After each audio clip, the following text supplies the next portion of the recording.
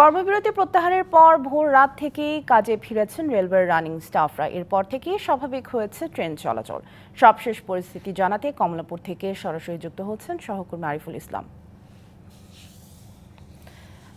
আরিফ, ২৬ ঘন্টা পর গতকাল রাতে তো কর্মবিরতি প্রত্যাহার করা হলো, এরপর থেকে কোন কোন ট্রেন চলাচল করেছে, কি পরিস্থিতি কমলাপুর রেল স্টেশনের জানাবেন? সামিয়া, আপনি জানেন যে গতকালকে কর্মবিরতির পর আজকে ভোর ৬টা থেকে কিন্তু সেই কর্মবিরতি প্রত্যাহার করে আবার যে ট্রেন চলাচল সেটা কিন্তু যাত্রা শুরু হয়েছে। ইতিমধ্যে আমরা যেটা জানতে পেরেছি যে কমলাপুর স্টেশন থেকে, কমলাপুর রেলওয়ে স্টেশন থেকে ইতিমধ্যেই 4টি ট্রেন ছেড়ে গেছে, তবে সেটা অনেকটাই বিলম্ব। আমরা যতটুকু জানতে পেরেছি সেটা হচ্ছে যে আপনার সেখানে বলাকা রয়েছে, সোনার বাংলা, ধূমকেতু সহ আর একটি ট্রেন রয়েছে। মোট 4টি ট্রেন কিন্তু ইতিমধ্যে ছেড়ে গেছে।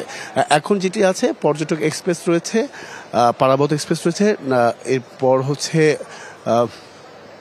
তিস্তা এক্সপ্রেস রয়েছে। তো এগুলো কিন্তু আসলে যে ট্রেনগুলো আছে সেগুলো অনেকটাই শিডিউল বিপর্যয়ে পড়েছে এবং কি যাত্রীরা যে ভোগান্তিতে পড়েছেন সেটাও কিন্তু আমরা জানতে পেরেছি বা তারা আমাদের কাছে অনেক যাত্রী আমাদের কাছে বলেছেন। একনল হ্যান্ড ওয়াশ 100% প্যারাবেন ফ্রি, তাই নিরাপদ হাতের জন্য আস্থা রাখুন একনলে। আর সেক্ষেত্রে এখন যে পরিস্থিতি সেটা আপনি দেখতে পাচ্ছেন যে যাত্রীরা আসছেন এবং কি অনলাইনে আগের মতো যে অনলাইনে টিকিট কাটার যে বিষয়টি সেটা কিন্তু বহাল রয়েছে এবং কি তারা অনলাইন থেকেও টিকিট ক্রয় করতে পারবেন, পাশাপাশি কাউন্টারে এসেও তারা নিজে এসে টিকিট ক্রয় করতে পারবেন। এছাড়া যাত্রীর সংখ্যাটা কিন্তু যতই সময় গড়াচ্ছে ততই কিন্তু যাত্রীর সংখ্যা বৃদ্ধি পাচ্ছে।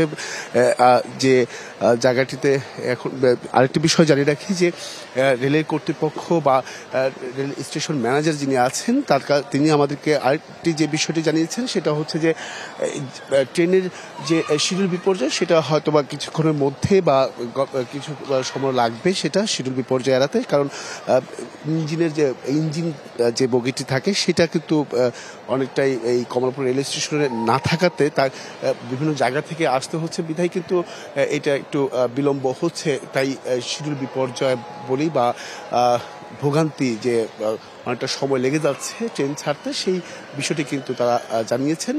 তবে আশা করা যায় যে দুপুরের পর থেকে যে ধরনের এই বিলম্ব হচ্ছে ট্রেনের, সেই বিলম্বটা কেটে যাবে বলে কিন্তু জানিয়েছেন এই রেল কর্তৃপক্ষ। তো এই ছিল এখান থেকে সবশেষ। পরবর্তী সংবাদে নতুন কোনো তথ্য পেলে অবশ্যই জানার চেষ্টা করব। সামিয়া। নিশ্চয়ই আরিফ, ধন্যবাদ আমাদের সাথে যুক্ত হওয়ার জন্য।